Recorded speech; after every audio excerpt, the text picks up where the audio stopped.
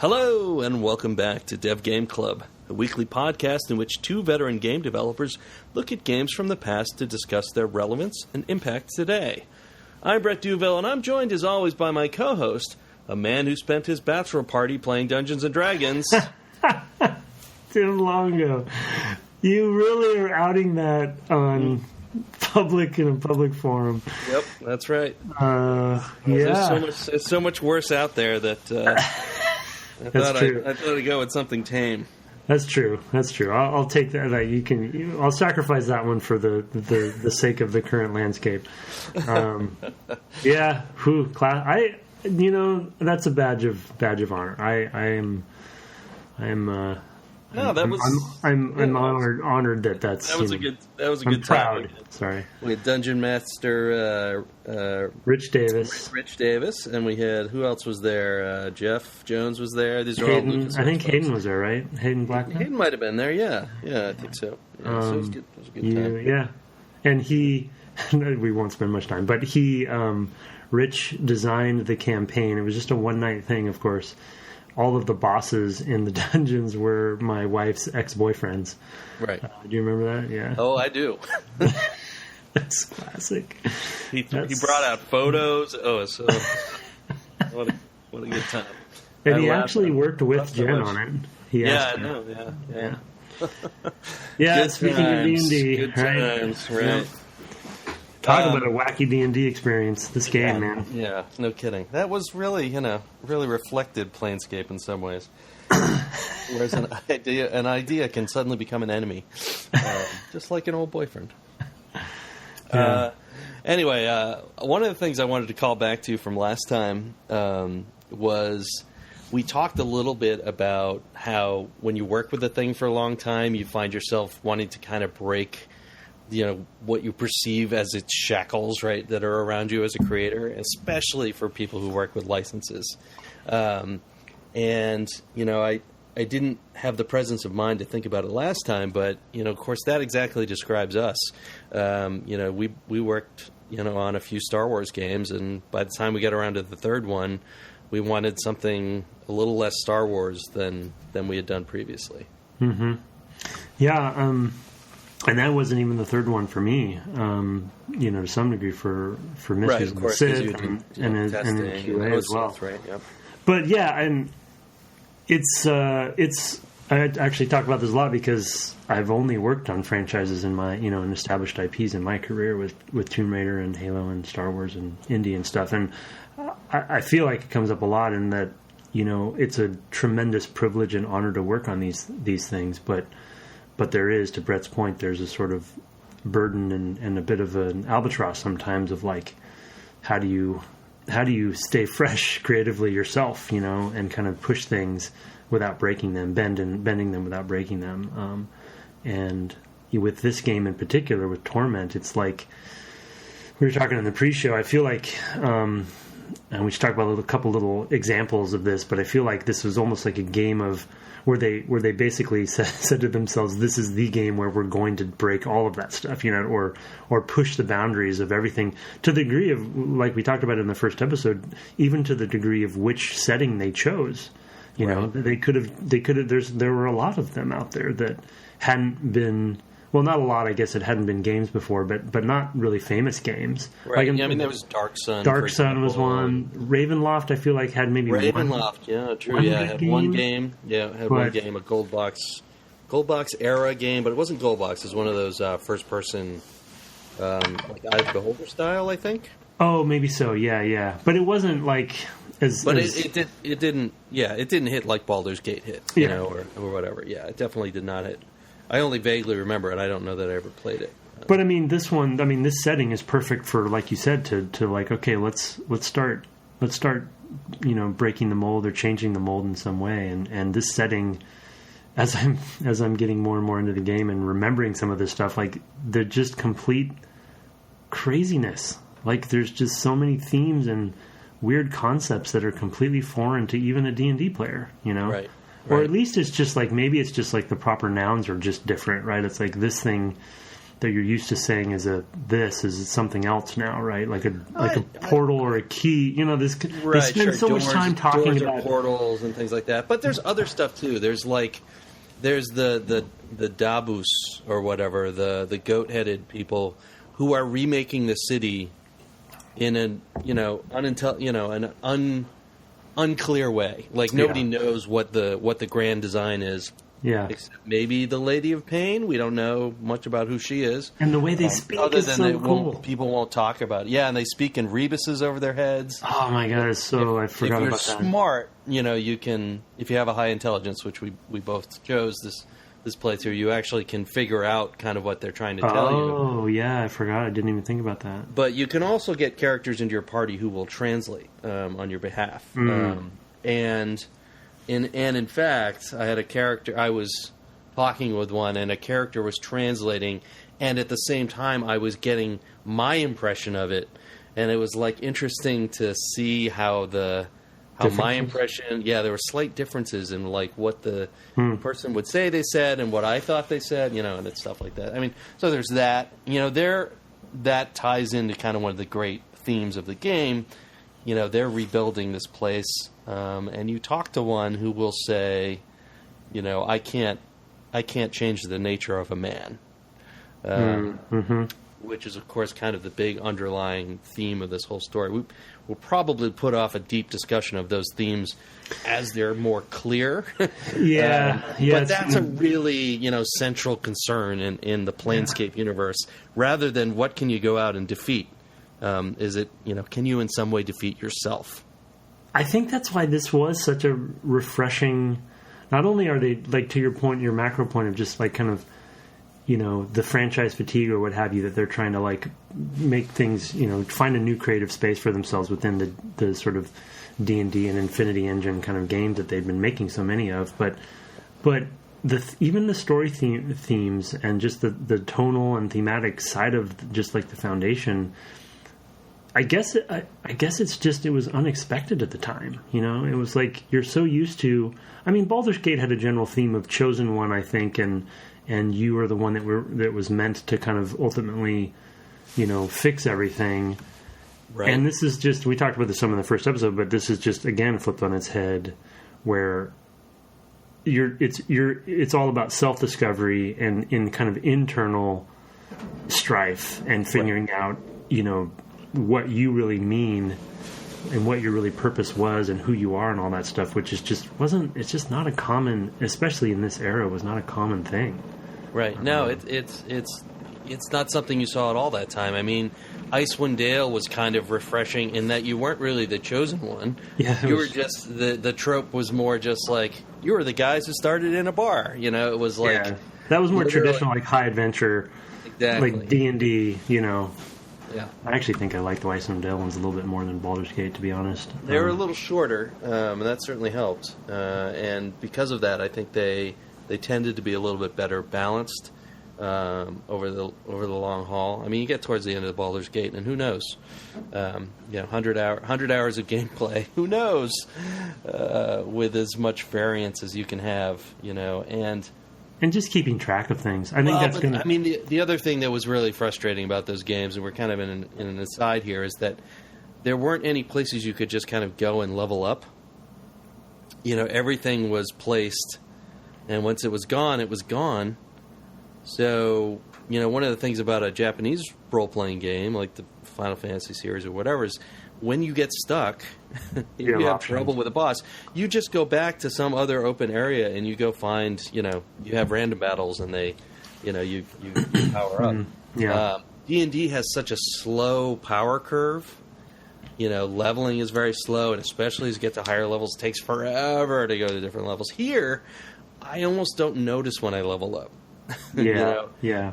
And, so it's doing that too, where it's like, I think I'm level 4, maybe I'm level 5. It's the nameless one, and I don't know about my other party members, but Mort's, I think, started a little higher than I did.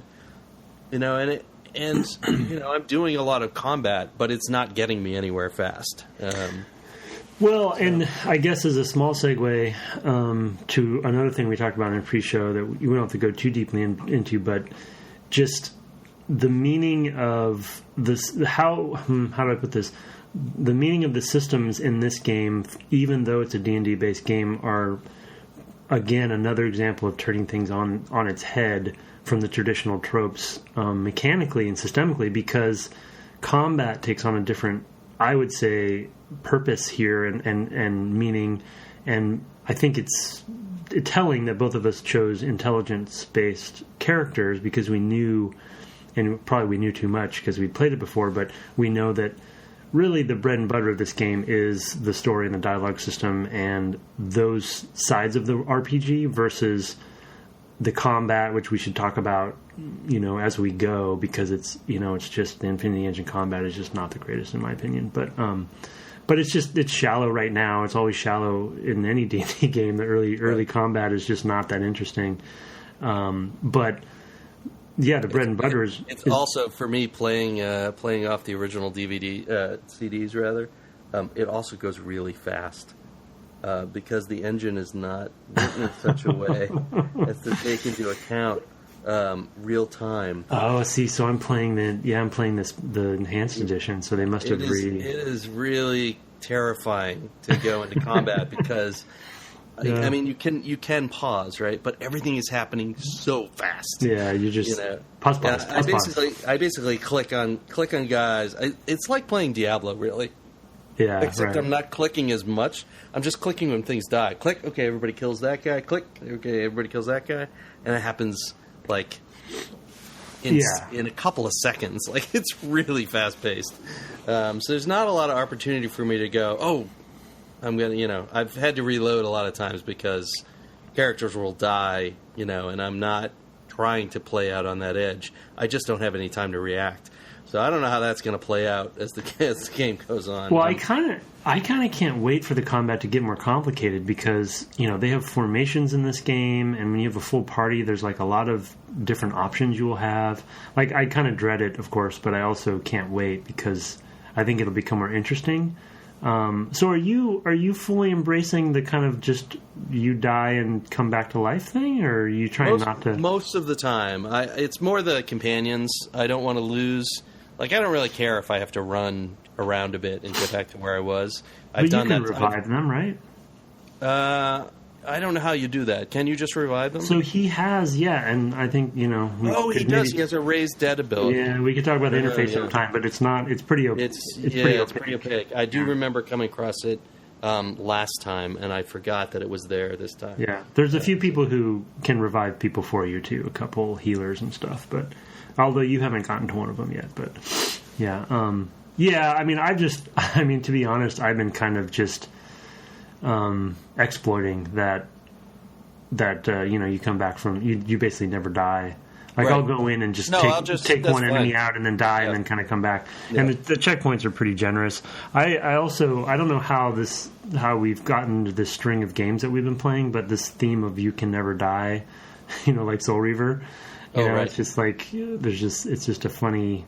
I wonder if there was some sort of like collective subconscious thing going on in this era. I think it was a thing. It was a thing of like, okay, what are the things that we need to get rid of to kind of shed from the arcade days? Oh yeah, that's true. It's like people were tired of just the restarting. I think people were tired of people were tired of dying. I mean, the franchise you work on, Halo, is a few years after this, but they kind of worked against it too by having the rechargeable shields, which was something we stole for Republic Commando to kind of tie that circle off. But yeah, I mean, I think that was one of the things. It was like, well, we don't put quarters in anymore. This is silly. Why do we do that? I mean, it had been shedding things for years. Like before this, it was like scores. Like nobody had, TIE Fighter is a game that we played that still had scoring. But it's probably the latest. It's one of the latest games that did still. It's pretty unusual to have scores. Yeah, this is a great, we're looking at it from the context of within this specific game, and then ironically Soul Reaver recently, but and it's good to look at it academically that way, but there is a reason for these things, that I think we often forget. There's meaning behind why why there is some trends at a certain place. And it's just it's always so fascinating trying to figure those out, even though we lived through them. Like we were playing these games as they were coming out and kind of seeing this stuff, but at the time, you don't always notice them, right? I think to your point, we were feeling the same thing, right? And I think that's why, for us specifically from a shooter perspective, Halo was such a revelation from their health model, right? Because it was like, you don't have to, right. Deal with that traditional way. It was tackling different sorts of player frustrations, that you have to tackle if you're going to find a wider audience. If you're playing an Ultima game in the 80s, you expect that you might spend 20, 30 hours playing this game and get to the end and not be able to beat it. It's a totally different expectation. Totally, you can A-bug your way through it and not realize you're messed up. Yeah, exactly. You might make a decision. Thank goodness we've. Yeah, and I'm glad we've turned from that. I appreciate that to some degree, because I think that's just a matter of taste, right? Where what we've accommodated is a much wider palette of taste. And maybe I've just gotten older, so I don't. I don't want to deal with that, but they're definitely. I think the resurgence, especially as we talk a lot about it in the indie game space, where there's kind of these traditions are coming back, but I think in a more usable way. I feel like it's been this kind of endless. With probably any industry that has a UX, and I'm speaking broadly about that, not specifically about UI, but just kind of like a user interaction element to it. Basically anything with design. There's always this endless march and goal to improve usability and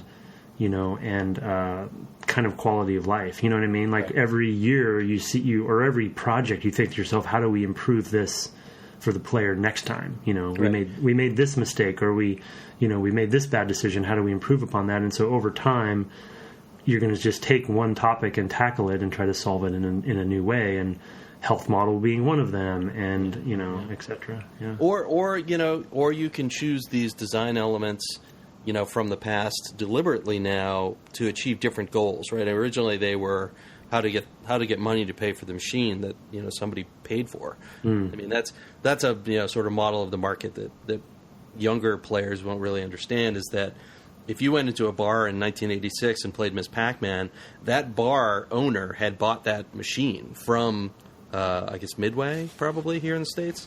Or Williams or something. Or Williams or whomever. But, whatever, the arcade cabinet was bought from somebody, just like a pinball machine.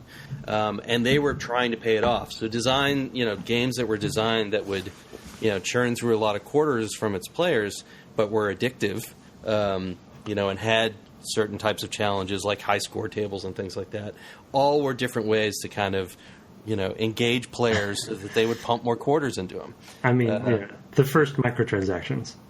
Exactly. That's what we always joke about, right? It's like it's just another kind of economy design for game design, right? It's like it was always there from the beginning.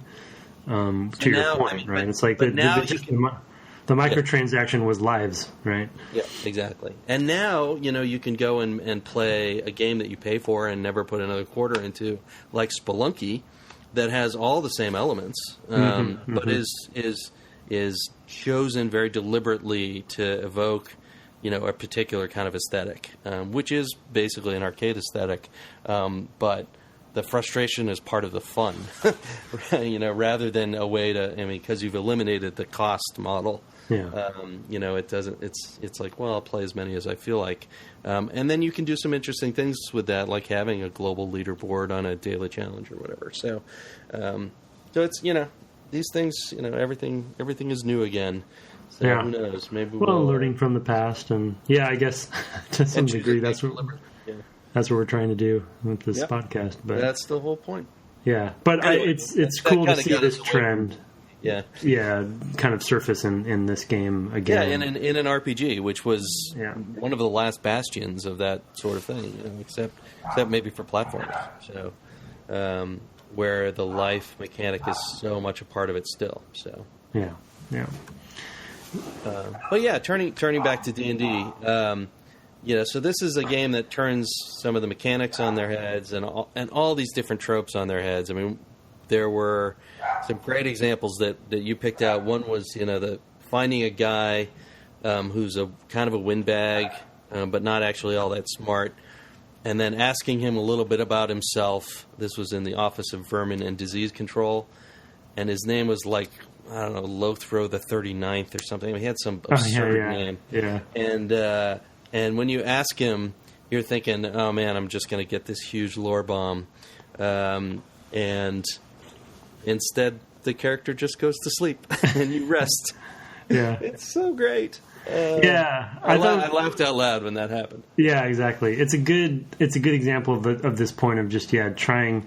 Like I was telling Brett before in the pre-show that I can imagine the meeting, the design meeting where they had where the topic probably could have been something like resting in D&D games. What can we do to jazz this up, or turn this on its head, or do something different? It's like, well, we can change the context of what the resting is. And I think there's actually another example of this later in the underground area. But in that case, it's like, well, you're still mechanically doing the same thing, but at least it's funny and it's a little different, and you're still mechanically getting the rest in, so you have your health point. And there also is this, I think, archaic and probably really now it's a trope that's gone most of the time, is this concept where you can't rest everywhere. So you have to actually, there's sort of a resource of negotiating and finding the places where you can rest in a city or whatever. And so it's valuable to find these locations. So in this case, it's interesting that a dialogue tree created the opportunity to rest. And that's just for somebody who, like myself, who had probably played Baldur's Gate 2, Icewind Dale 2, all traditional D&D stuff, and then to get to this one that is like, what's going on? And the rest, moment like this is hilarious and just different. Right. And it's just nice. It's just nice, kind of like refreshing for them as developers, as you said, but it's refreshing for players who are just played a lot of these games. Yeah, absolutely. I mean, you can feel the designer in dialogue with you there. I mean, like we say that about, if you read a particular author or whatever, you can feel like you're in dialogue with this author. And here you feel like you're in dialogue with this designer who's like, like you said, he knows you. He knows you've played these games. Yeah.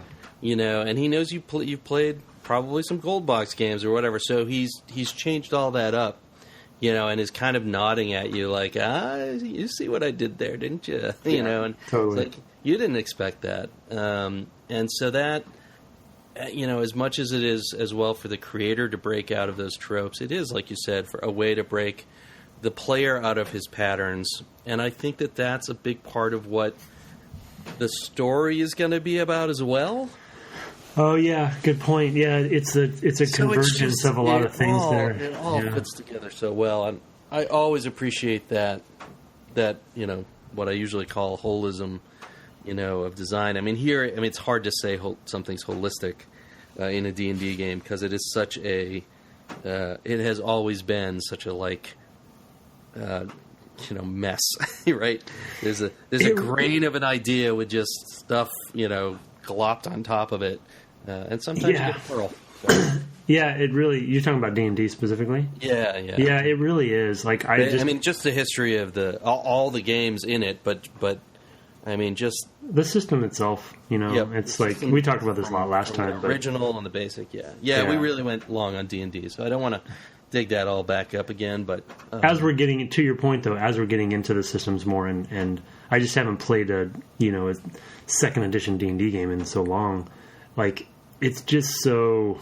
I mean, this was probably the last one I played. Yeah, probably. You kind of see why it needed to change, right? It's just very, very, like, bolted on, and very opaque, and, I really like it, not usable, right? Any new person coming into this is just not going to know what's going on with the systems. I think to our earlier point, though, the interesting thing about your point about, like, I wanted to return to your point about, like, not noticing when you level up. The stats in this particular game mean more than level right now for us. Right.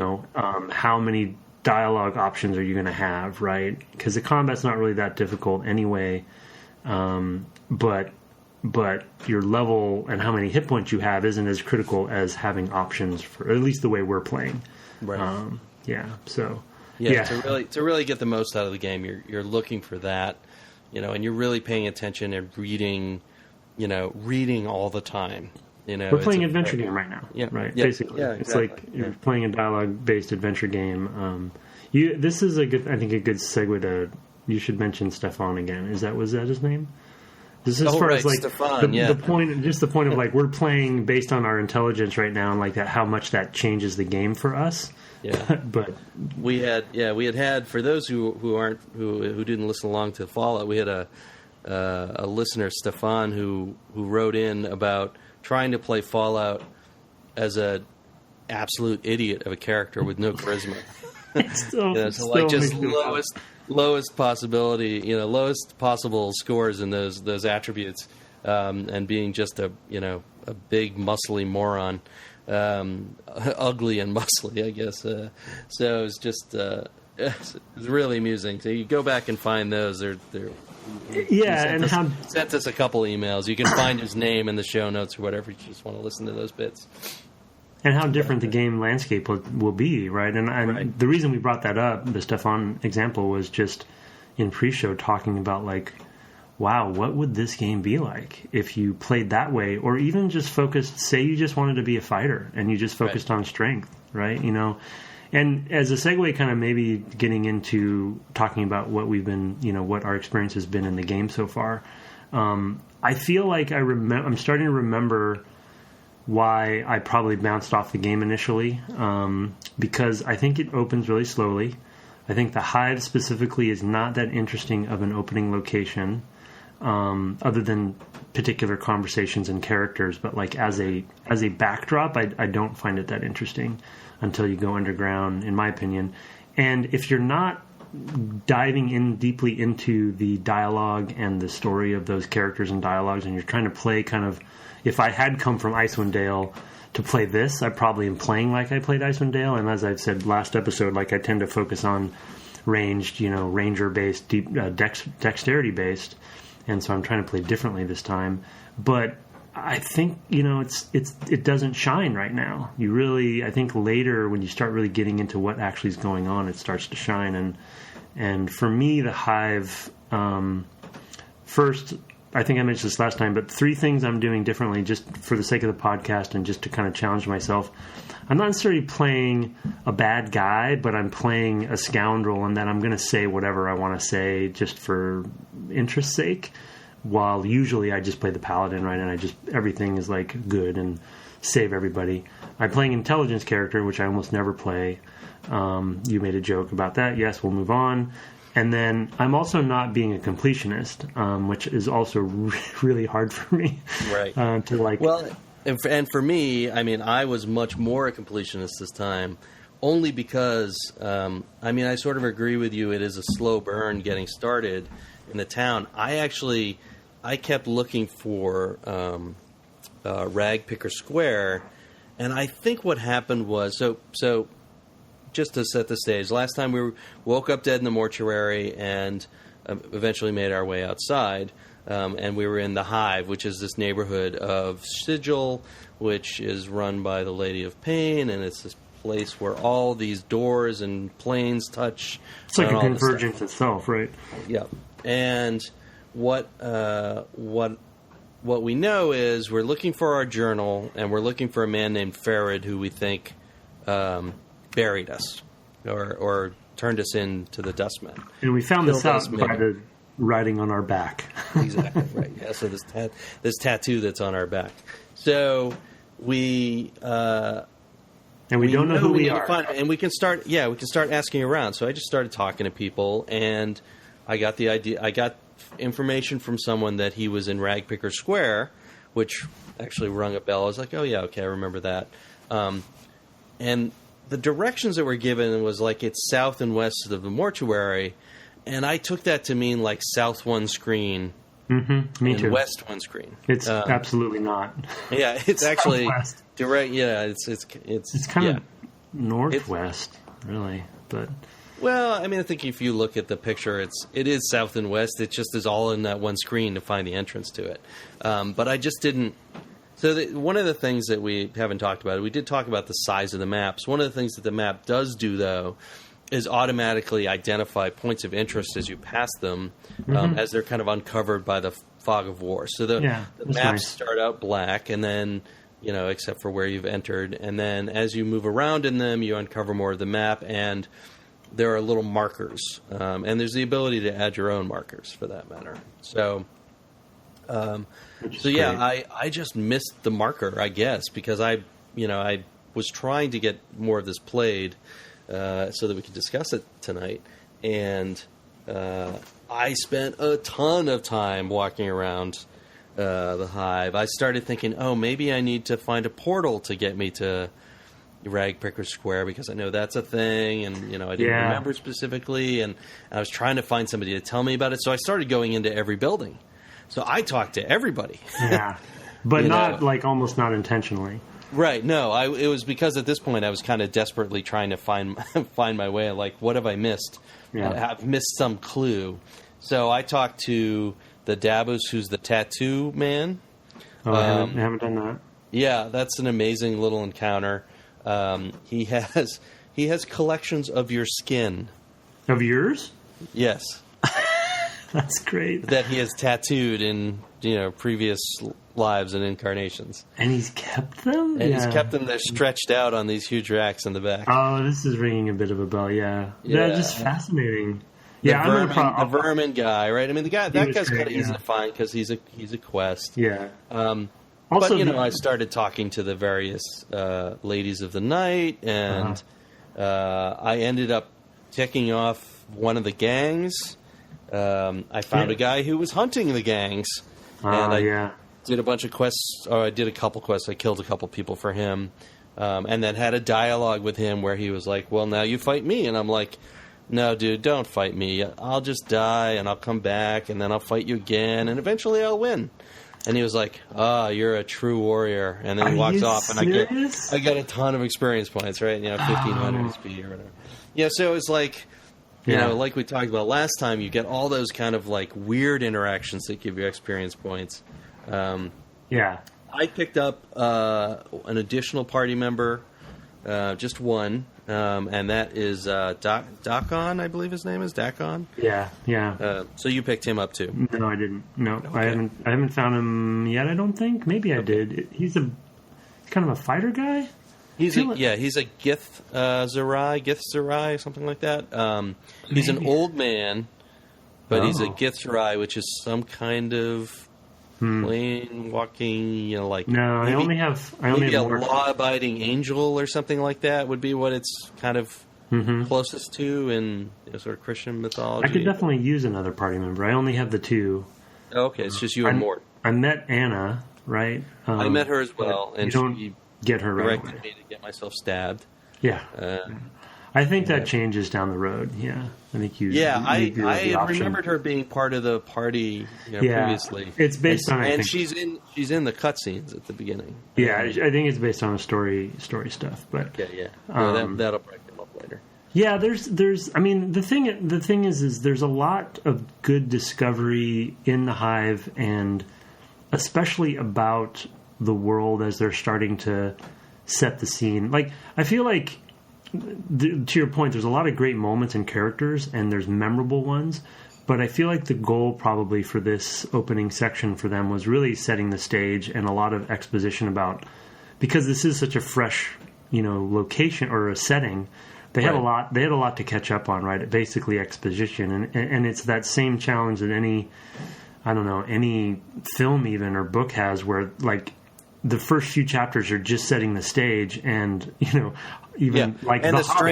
stranger it is, the more work you have to do. Yeah, and it's going to take a while, right? And you have to get through that stuff just to set the stage for what the heck the world is all about. And a lot of people drop off during that section, And I think, like The Hobbit's the first thing that comes to mind for a lot of people, right? Or Fellowship, because it's like you're going through all of just setting the stage and like this and that and the other thing, and you're like, can we just get on with it already? And I had a couple of those moments. So I luckily did not miss Rag Picker Square. So I did kind of just, at one point I did, I don't know, half a dozen or so side quests and kind of wandering around, and then I was like, well, I'm kind of getting low on time, so I'm just going to start going to the main path, and then I got to Ferret, and he gave me his quest, and that led me down underground. So, we can talk more about that later maybe, but... right, so you had said, though, that you got captured to get... Oh, yeah, right, we should talk about that, yeah. So different for me. Yeah. So I got to the Rag Picker Square, and I'm trying to think of... maybe I pissed somebody off at the gate or something? Because I'm playing kind of my scoundrel character, so occasionally... Right. So maybe Rotten William or something? Yeah. Or Crystal. And I was worried about that same thing with Anna, because I wasn't like... I was kind of an a-hole to her in a way, and I thought maybe I was just going to live with my... with the repercussions of my choice, of my dialogue choices. So I wasn't going to reload or anything, but I was worried that maybe I had said something that I was never going to get her because of my choice, because I think that's possible in some cases. But anyway, something like that. I forget the specifics of who I talked to, or maybe I just wandered into the wrong place, and they captured me, and then I wake up in not the mortuary, or they maybe even killed me. No, that's what it was. I fought somebody in the beginning there, and when you die, you don't go back to the mortuary if you're in Rag Picker Square. You go to this other room with this old creepy lady who is basically dissecting and stealing Marta. organ. Marta, yeah. You wake up in that room, and she's like, and you can actually convince her, which maybe you did. I did, yeah. Yeah, you convince her to like harvest your own organs to find stuff, and I found a ring inside myself. Yep, me too. Yeah. Which is like, at that point, so you're like, weird. What the heck is going on? Plus, you get your intestines. You get your intestines, yeah. But it's just another, I think, great example of, like, this world is messed, right? Like, it is a different rules. You're playing by different rules. And it's just refreshing, but gross, of course. Exactly. So that's what I woke up in her room, basically. And so I was already in Rag Picker Square at that point.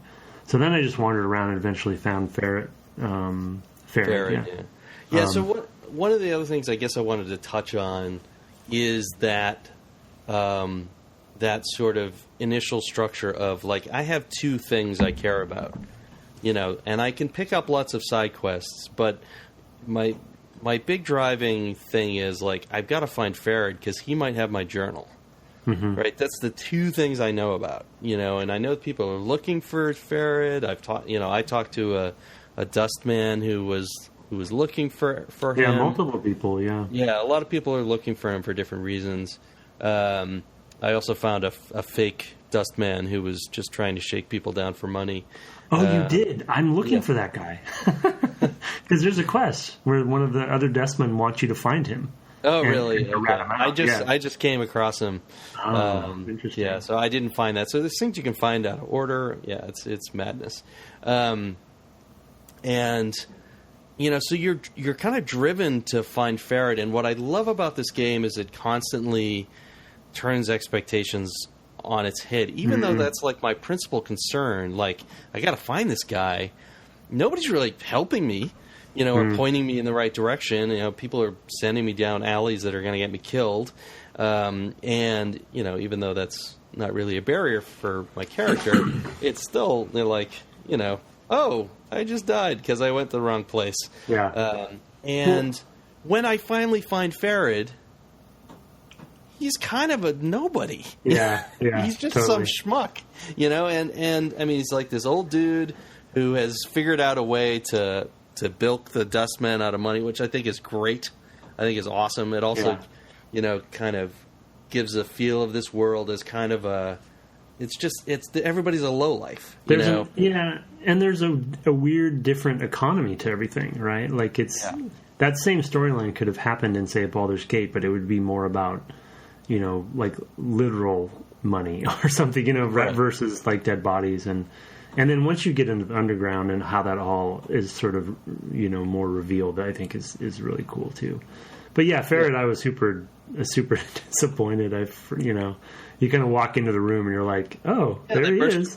Yeah, I mean, it's like, because they even describe the map marker for his location is Ferret's Court. Yeah. And I'm like, oh, okay, here, because I had forgotten, obviously, because it's such a deflating moment. And that's a really that's a really tenuous line, to take with players. Well, because there is this expectation that it's a big deal that you're going to find this guy. Yeah. And you're finding it early, and it's like the MacGuffin disappears so soon. It actually shifts the MacGuffin because it shifts it back to the journal as maybe being more important. So you do, since you've always had both, you kind of can deflate one and not the other. Yeah. Or you're not sure how they're connected, it's like, I think I have this in one of my notes too, that started getting into we talked a little bit about it last episode, but getting into the meat of it this episode, it's really one of the most memorable game stories when it comes to mystery, like developing true like head scratching, like what is going on, who am I, what's the past, like there's all these, like we talked about with the opening cinematic, right, all these seeds are planted where you're like, what, I want to know the answers to all this stuff, but there's just so much of it. And then to echo that, to your point about like just wandering around the hive and kind of getting distracted in what you feel is important, the other interesting thing is like in a good way, the inconsistency about who knows you and who doesn't, right? You could walk up to a random, like I walked up to some random person that just was like Hive, Hive inhabitant or something, right? And right. She was like, oh, hey, you're that guy. I know you. You ran by me one time and you gave me your knife. And so here's your knife back, Yeah. And I'm like, it's just a random person. And so then I kind of get overwhelmed. I was like, oh no, do I have to talk to every single person I see? Because I could miss something. And that's when I was like, nope, not going to be a completionist. I'm not going to talk to everybody. And I don't think you reasonably can. No, you can't. But I think it's really interesting because we talked about that with the zombies in the mortuary, right? Like everybody had a written description, and I really admire that. But it's really overwhelming in that regard. And the portal thing is another related example of that for me. Is this concept that is really cool, that portals are everywhere and keys can be anything. But when you really think about that, you're like, whoa. How many portals have I missed? What keys do I have in my inventory right now that I don't even know about? Right. So it's a little... Yeah, and it makes it hard to throw stuff away. Yeah. You made the point that I forgot about is that the key to get into that portal in Ragpicker Square is junk.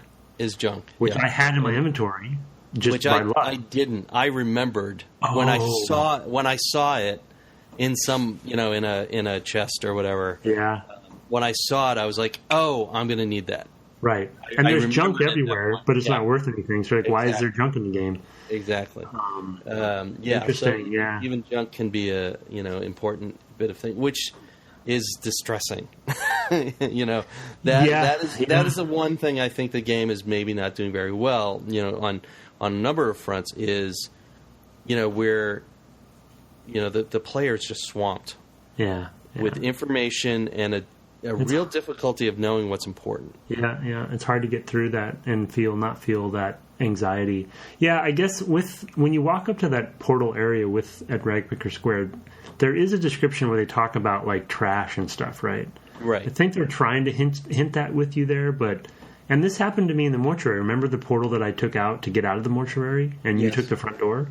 Yes. That was only because I already had the key in my inventory and I didn't know it. Exactly. I'm still actually not sure what the key was. I don't know. I went back in, and I had somebody at the front. There's a person who will basically not kill you, but... Stop, yeah. Yeah, we'll sell you basically back to the... right. I talked about that. As if you're a dead body. Mm-hmm. And so I went back in to actually try to figure out what I missed. And I couldn't. I have no idea. So did you find the one zombie that had a book, and you can basically take it from him? And it's a pretty memorable book. It's like a pretty flashy, like it's a fancy book that is kind of. Oh no, I didn't then. No. And they describe it as like you don't even comprehend everything within it. I think maybe that was it. Maybe that was it. Yeah, because there's actually. Oh, the tomb that you're in. That you portal to. Because you can get to the tomb from the outside. Yeah. You can there's a note. Because I found that tomb, and there was a note. Yeah. And that note makes me think that maybe that's what that's about. Yeah, maybe so. Right. So, Yeah, but again, like I didn't know what I'm still not even sure if that was it. And you had to talk to. I'm curious to see how the game deals with this kind of overwhelming nature of everything that's being thrown at us as time goes on. I know we're in the hands of one of games, few master storytellers, and I'm a little worried. I mean, I think one of the things I read a long time ago about dungeon mastering was if you're creating a world, for a campaign or whatever, whenever you create a fact about the world, you should also create a secret connected with that fact. Ooh, that's really good. You've never told me that before. That's a good one. Yeah. So, and it's actually the thing that I was talking about when I told you long ago that you would like Harry Potter because I think she's a good dungeon master in this way. Yeah. But anyway, I'm a little worried about the number of secrets. How many facts there are, and therefore how many secrets. Yeah. Exactly. And so, it does feel like almost, and I hope we, I think there's a good chance we'll be able to talk to him about it, but I feel like maybe, it's not that maybe they had too much time on their hands, but I feel like they maybe overwrote. Do you know what I mean? Like, like it's almost and it's easy. This is at least the third game in this engine, and other ones were being worked on at the same time. They knew how to use this engine. The tools were mature. One of the things that happens in development, we should probably kind of stop on. Yeah, for Black Isle, we should probably stop on this point. Is once you're really comfortable making one sort of game in one particular engine, the ability to make lots of content for that you go crazy is greatly accelerated. One of the things that really hurts the industry, as much as it helps it, is these transitions in hardware. For LucasArts, the example is going to 3D. We've talked about before. Well, they had a huge amount of knowledge and ability, and the Scum engine and all this stuff to just churn out 2D content as fast as they could make it. And way faster than anybody else could probably at the time. Mm-hmm. And they just dumped that competitive advantage because those games weren't as hugely profitable, as other bets looked like they might be. So, whenever technology changes, basically tool sets have to change, and parameters exactly. It's like, it's not 1,000 polys for a character anymore. It's 100,000, and then we have a 10,000 poly model that you actually use, but you use the 100,000 poly model to make the textures from, and that's a really good point. I mean, we definitely it's a love-hate with the transition with generational transitions, but it does force you to rethink and reset expectations. But man, is that a blessing and a curse? Because I guess. Another way that I'd add into your point about, sort of like the mastery of an engine or the mastery of something and how you just become so proficient and, you're making so much content. As you become more proficient, there's sort of an inverse relationship to the discipline that you need as a developer, right? Because you can make so much more content doesn't mean you should, you know? Sure. Yeah. But you think because it's the third in a series, or it's like a later game for the company or whatever, that you think that the audience will want a lot more content, but oftentimes that's not the case, right? And I think you see any sequel-based franchise has that problem, right, where you just kind of get longer and longer and longer. Well, not any, but yeah, most. It's fair enough. Okay, so I would say Uncharted, actually, those games are all about the same length. Pretty disciplined, yeah. So they're pretty good at their storytelling. Yeah, exactly. I think they're a good example of a company that is disciplined. They're proving the rule for sure. Mm-hmm. Yeah, and what you need to do. Yeah, but yeah, that's a good point. Let's take a quick break and come back with a little feedback and talk about next time. Okay.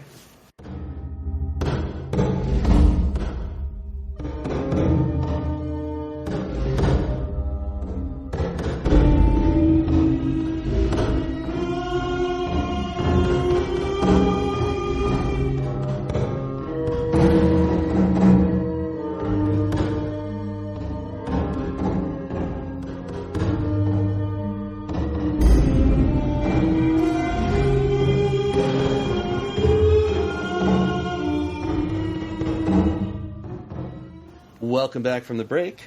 We've been doing a little bit of a review drive lately. We're trying to get to 75 reviews on iTunes. I explained on the last show how to do that. I think anybody listening now probably listened to the first show, so I'm not going to go through that in great detail. But we have a handful here, and then a couple of emails we want to read. Those things really help us reach new listeners. I actually spoke with another podcast host this week, Chris Sulentrop of Shall We Play a Game, and he was like, "Your reviews are going crazy."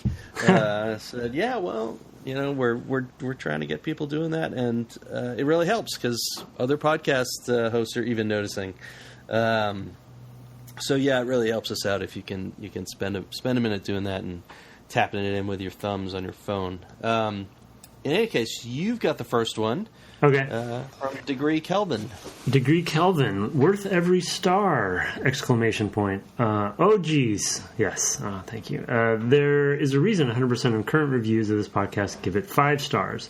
This is a podcast where 2 longtime game developers discuss classic games from a developer standpoint. This is not a podcast where a group of internet celebrities talk out of their about games. There's no drama or politics or yelling. There's no Squarespace promo code, though let's be real, guys, you need ads on this thing. You need to be getting paid for this quality work. It's a chill book club play along with us type discussion on some of gaming's industry's defining hits. GDCs, 2 hosts, DGCs, yes, which we do all the time. Yeah, GDC is a different thing, but close to our hearts. 2 hosts are a joy to listen to, and I always learn something new with every episode, even if it's a game I've beaten a dozen times over the years. It's especially fun when a developer on the game they're discussing comes in for an interview. Did you know there's a very famous Warcraft character who was named by randomly smashing keys on a keyboard? Who you would if you listen to DGC. So yes, we also love those discoveries. Yeah, we do. Yeah, actually, for me, the payment for this is it forces me to play games, and I get to talk to Tim every week and give him a hard time. Really, what more could I ask for out of life? Likewise, it is fun to revisit some of this stuff, and in some cases, play stuff for the first time that I wouldn't normally have done. Yeah. Yeah, there's a little GDC spirit in us for this too. Like I geek out over just kind of getting academic about stuff personally, and absolutely. I don't get to do it enough. This is really a small slice of what happens when you run into other game developers. We all just want to talk about, what's new, what somebody's done that's new and crazy, and what have you seen that is pretty amazing, and why, and or even arguing about why, Mega Man's better than Mario or whatever. There are developers that you run across, and you could have a couple beers and be deep into those conversations at GDC. So that's a good way to mix it up. Yeah, or some tea if it's you. All right, I've got 2 quick ones. Okay. One from Johnny Whitlam, who says, "Amazing insight into game development. Presenters of this podcast are developers that work or have worked on big-name titles. They explore gaming's past and present in a book club style. If you're a gamer and or an inspiring developer, you won't fail to find this fascinating." And then Mac Dork, I'm pretty sure he's from County McDork in Ireland, maybe? Oh, no, Mac Dork, so he's Scottish, I guess. Anyway, ever wondered how the sausage was made, he says. Don't be scared. Unlike sausage, you'll still love consuming games after you find out how games are made. So, a couple quick ones. That's one of my favorites now. I like that, yeah. I don't know. I'm not sure I love consuming games after finding out how they're made, but no, I do. I just like anyway. Yeah. One from you. We got... okay, next one. Know It Man. Know It Man. Gives a new perspective on what you thought you knew by Know It Man. I have only listened to the podcast for the games that I have already completed, Eco, Shadow of the Colossus, and Zelda Link to the Past, but I am already falling in love with this podcast. Listening to this podcast gives me a new perspective on the games that I've played and thought I knew, and I can't wait to start new episodes podcast when I get a bit further in Final Fantasy IX. So, awesome. Yeah, it's cool that if this is inspiring people to play games they haven't played before and listen along with that, that's also cool. And and I think we talked about this before, but I think it's cool to play along with us in real time. But you don't have to, right? You can play at your own pace, and the episodes are there, and you can listen to them when you catch up.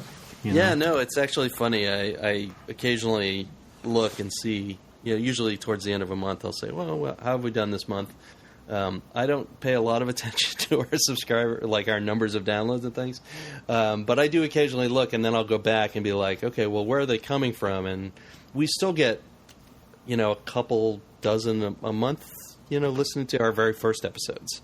Yeah. So it's That's go cool. back and find the games, and it's a lot of fun. We had some good interviews back there too. So yeah, for sure. Yeah, track down the interviews in particular. They're great, and you can find out about who told us how that character was named. I know that's your personal geek out moment from that one interview. I was playing WoW this last weekend and was in his castle tower, and he was there, and then I thought to myself, yeah, that's how he was named. Yep. There you go. I have the last review we're going to listen to. We're going to read this time, rather, that comes from Harper Hadley. We have a few more, and we'll keep catching up. When we get to 75, we're sending out a few gifts from our game development past. Anyway, Harper Hadley says raw cheese, which I think might be his way of playing on aw geez. This is a podcast that anyone can enjoy. But if you grew up in a time before smartphones, GameFAQs, and Game Genie was a big deal to you, you would get even more out of this. These two dissect nostalgic games in an extremely comfortable manner. Even though they are developers themselves, they never talk over your head as they dive into the intricacies of some incredible games from the past few decades. They clearly know their craft but avoid any ego and are obviously excited to share their favorite thing in the world with anyone who's willing to listen. Warning. Prepare to find yourself saying, "Aw, geez," in normal conversation after just a few episodes. So you're having an impact, Tim. You're having an impact. Great. I'm even more self-aware of it now than I've ever been in my life. I'm well aware of it. I started keeping track, and then you stopped doing it.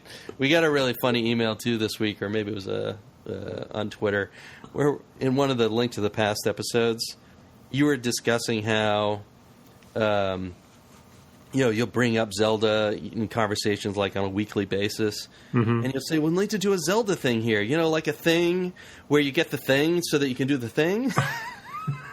And I'm like, "Oh, I know just the thing," and we're just like, we say "thing" like 8 times, and I went back and listened to it in like 30 seconds. It was ridiculous. It was absurd. But we still knew what we were talking about, right? We did, yeah. Oh, yeah.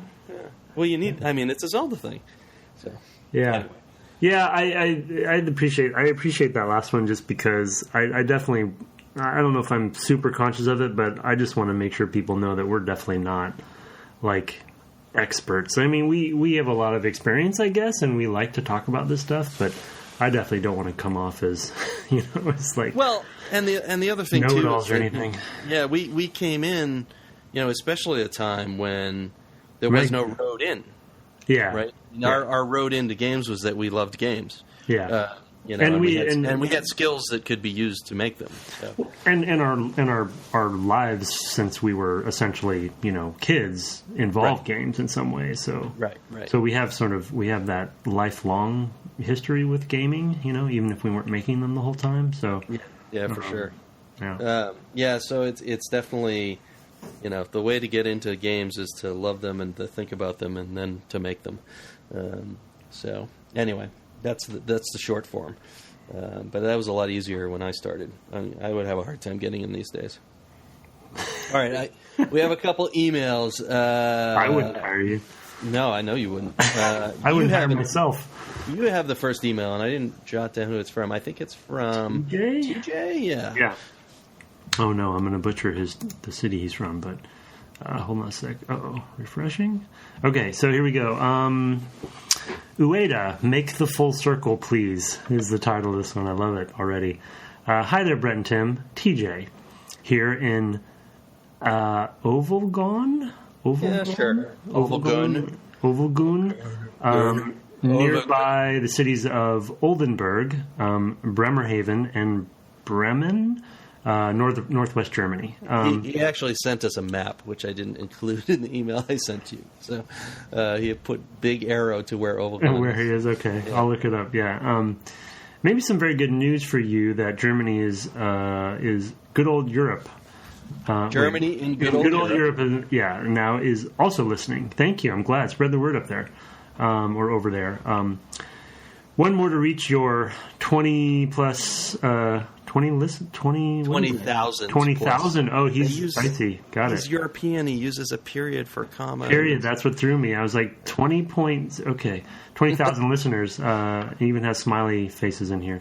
No, I'm not German, but I'm a 47-year-old married Dutch fellow who came to Germany because of the Cold War as part of a Royal Dutch NATO forces stationed in Germany. Wow. By the way, this was my my first game ever played, my very first own little home computer back in 1982. I didn't look at the link. Yeah, there's a link there too, and that's the 3D Monster Maze on the Sinclair Timex ZX81. Nice. So that is... That is very old school. Yeah. It's like an Ultima style renderer. Yeah. He just beat us, or he beat me at least. Yeah, from that 1982. I did find you searching my podcast Android app for some in-depth discussion on one of my all-time favorites, The Last Guardian. As I never played any Ueda games before, but after listening to your episodes featuring Eco and Shadow of the Colossus, I immediately plugged in my PS3 again and purchased those games, playing them beautifully remastered and as a huge 3D fan in glorious stereoscopic 3D, which I regret. I actually want to go back and do that. I have that same version. So what I'm really looking forward to trying to motivate you guys via the message, please use your knowledge and interesting discussion culture and try to make that full Fumeda Ueda circle looking more specific on mythology, storytelling, and especially all the recognizable connection points between those three games. E.g., do all the three games belong to the same world? Why yes or not? What about the symbols, language, characters, horns? Why the common structures, colors, moods, chronology of events? As for me, it would be so much fun to think and talk about those aspects to get a more holistic view on the Ueda universe in order to dive to the bottom of the very own Ueda fabric and substance. So I beg you for one more philosophical return to Ueda, and just in case you need me as a sidekick to fire up your discussion a little more, I'm ready to jump in with my rather strong Dutch accent.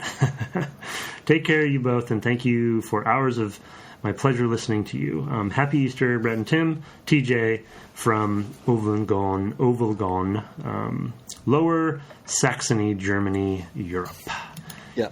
Yeah. So I see why you put this word in there. Solar system, Milky Way. Right. I picked this one so that we could, and this had come in a little bit ago, and I meant to have it at least last week or maybe 2 weeks ago. So that's a kind of a big topic, but it's something I figured we could at least touch on some things, some similarities we see. He picked on a couple that stand out: structures, sort of really the scale of structures. Kind of. I mean, he's also. I think the way I'm reading this is he's kind of asking me to finish Last Guardian, yes, and to maybe do another bonus episode. Really, we could certainly consider doing that. Like a 20-minute. You kind of just a 20-minute. Like one of our short bonus episodes. Because you alluded to when this came up before. You alluded to maybe something happening or some things about The Last Guardian that I forgot what I said to you, but I said something like hopeful in the way TJ is hopeful that there's some sort of connection points there. Right. And you said, well, there might be in this one, and you were kind of being vague, and it kind of piqued my interest. I just haven't had time to go back to it. Well, and one thing I will say, at least for TJ's benefit, is that Ueda himself has said he likes to think of them as belonging in the same universe. Yeah. But he's kind of funny about it, the way he talks about it. He doesn't say they are. He just says he likes to think of them that way. Yeah, he's a little bit like Tolkien then in that way, and that like Tolkien was like, well, these stories come to me from Middle Earth. He sort of thought of them as these are things that happened. These are not metaphors for World War II. Yeah, I'm just recording them. I'm just writing this stuff down. And Ueda in this interview, and I'll try to get a link in the show notes. It was with Glixel, which I think Rolling Stone's new games thing. John Davison started less than a year or so. Yep. Anyway, they do a lot of great interviews. Some folks we've had on here, and they had Ueda, and he talked a little bit about thinking of them as belonging, but he doesn't like. He didn't then say, well, this one happens in this time period, and this time period. He's not specific. It's more, I think it's more, there's, myths. For me, they're melancholy myths of an old world.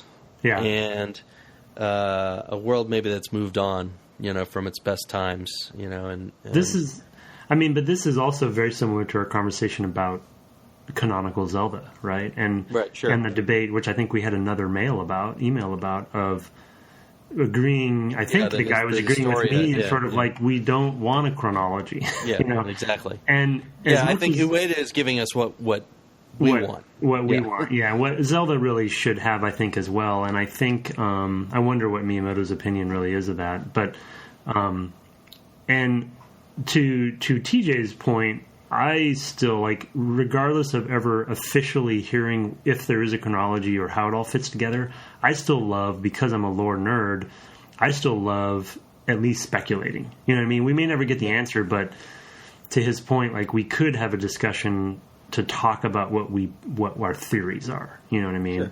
Sure. And we did a little bit of that when we did play those two, like, is Wander an older, you know what I mean, or an older eco, or is, what's the relationship between the queen and all that. The sword, the swords show up in both places and that sort of stuff.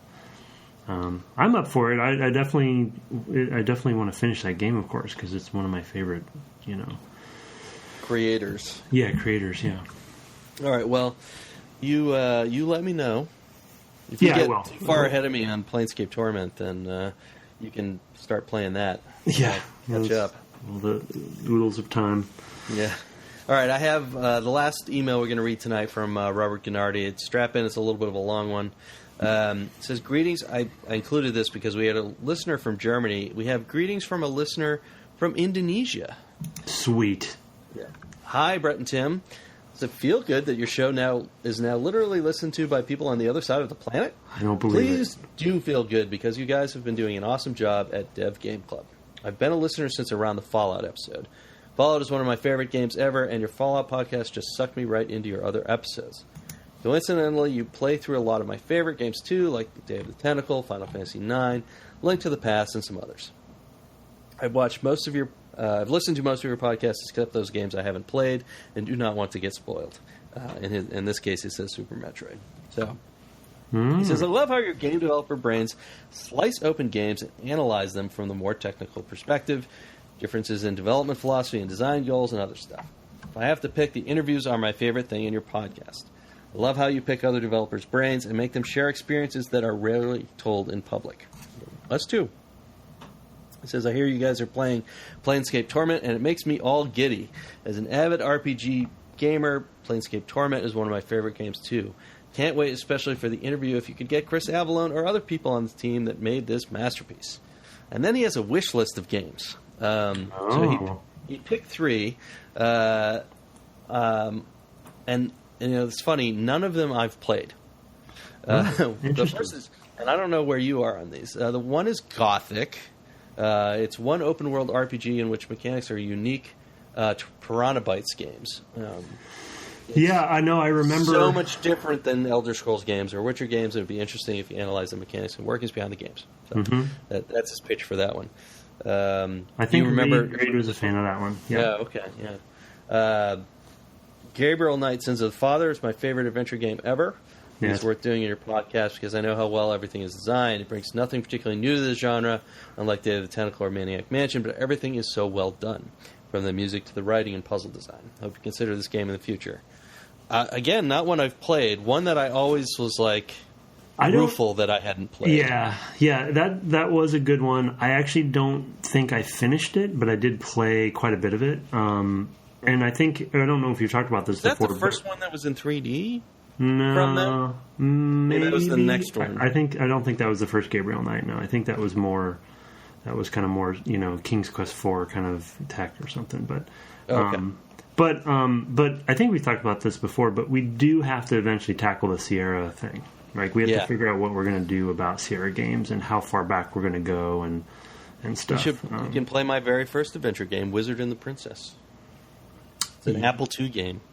Yeah, maybe not. Yeah, maybe not. No. Well, I think in general we have to talk about how far we're going to go back, right? We've been playing kind of in a certain sort of decade-ish. Well, we've been playing there because we can. Yeah. I mean that's kind of accessibility been the biggest to thing. games. Yeah, accessibility is a big deal. But there is a virtual Apple II on the internet, so it's possible. They have tons of Apple II games. We can play Lode Runner. Okay. Anyway, the third one, he says, any Shin Megami Tensei games of your pick. It says, the series is awesome. It's a JRPG, but different enough in design, goal, structure, and storytelling compared to Final Fantasy. So, Tim, for your benefit, the Persona series, which you've probably heard of now, because it's a big deal right now, is an offshoot of Shin Megami Tensei. They're actually called Shin Megami Tensei Persona, I think, in the original couple. Oh, okay. So it's a different series. But I knew they were related somehow. They're kind of two branches. Shin Megami Tensei, I think, is the more dungeon-heavy, less kids in high school stories. Anyway, he says, Final Fantasy is a great series. It's more mainstream, has that massive appeal and the simpler mechanics. Shin Megami Tensei is a more niche series that, in my opinion, has more to offer than most Final Fantasy games for those who are patient and skillful enough to endure the brutality of the games. Ooh, not a strong case there. The series often feature a lot of elements that are missing from most JRPGs, such as multiple paths, endings, and nonlinear character progression. They also have unique mechanics like demon negotiation, fusion, and other stuff you can only find in the series. Demon negotiation sounds intriguing. Yeah. He says, that's it for my email. Hope you read it, reply, or even better, read it on the show. Kind regards, etc. So, yeah, thank you, Robert. Yeah, I mean, I'm a big Persona fan. I've played 3 and 4, and I've never played any of the older SMT games, so that one was definitely one that I was kind of curious about. But all 3 of those have some interest. So, yeah, we get emails from time to time, and I've asked for emails from folks of like, hey, tell us what you want us to play. Robert's email stuck out a little bit just because he's writing from Indonesia, and that is all the way around the globe. So I'm amazed. It's pretty cool. What do you in that kind of going back to JRPG topic? I don't remember if we talked about this. Not to have an on-air meeting, but what about Chrono Trigger? Is that too close to a Final Fantasy formula, or is it different? Because whenever I ask somebody, I think it's different. Yeah. The Chrono Trigger comes up almost immediately. Yeah, it does for a lot of folks. I think it's a little bit different because, as I recall, it's a bit more nonlinear, and there's a lot of different endings and stuff, right? I think there's a lot of variety, and it does play a little bit more into the sort of overworld exploration and finding stuff. It's a little bit more adventure-y in that way, in the terms of exploration, than the Final Fantasy series, which are a lot more directed towards like, all right, you got to go here next, because they stole the princess, whatever, So there's a very clear path with a Final Fantasy game of like, this is where you're supposed to go next. Often, not often. Sometimes to its detriment. Like, I'm not a big Final Fantasy VIII fan because there's, it's very directed, and you don't really know there's points where you could just go off and do stuff. And you get towards the end, and it's like, I am so far underpowered, but I can't get to that content anymore. It's not. I mean, I think if you knew about it, it's a little bit better designed than I would probably give it credit for. But it's not my favorite. Yeah. But that is a different sort of game. it's probably fairly available, like on a virtual console type. Oh, it situation. is. It's on DS. Yeah, it's already 3DS. So it's probably on the Wii as well. And then and whatever else. And then, but yeah, I mean, a Shin Megami Tensei game is something I would definitely be curious about. I'll have to see what's out there. Anyway, we're always on the lookout for games to talk about that people will be really interested in. Yeah, let us know and more. Yeah, you're happy. I keep a folder full of the emails, so shoot us email at devgameclub@gmail.com with those thoughts. We do have a couple other emails, but we'll keep catching up to them next week. We won't always probably read the hey, you guys should play this game on the air. Just because we don't want to constantly have the on-air production meetings of, hey, maybe this one next. But it's good. It's good to have them, and I do try to reply to all the email that we get. So you'll at least hear from me. And, Brett does all the work. That's true. I do all the work. That's why I get to bash you in the email. Anyway. So I think that's going to be about it for us this time. We do need to talk about what next in Planescape Torment. You might have gathered from our discussion this evening, I'm a little bit behind Tim, which is unusual. So we're going to play, I think it was called Ravel's Maze? Yeah. We're going to have that as our goal, to get through Ravel's Maze, but we might just get to Ravel's Maze, because I'm playing a bit of catch-up this week. I am quite busy, so we'll see how that goes. If we can get all the way through, if we do know sort of by the weekend that we're not going to make it that far, we'll try to tweet out from @DevGameClub on Twitter just to let folks know. But if you get ahead of us, no big deal. We will catch up to you eventually. And this is a fun game to talk about, different ways that things are going, right, and how we're playing differently. So, right, because in a way, such crazy things can happen. Yeah. We kind of want everyone, to kind of explore and do different things and experiment. So, I think that's a fun part of it. These discussions. Absolutely. All right, well, in the meantime, you can find me on Twitter at Brett_Duville and him at Tim Longo Jr. with the JR at the end.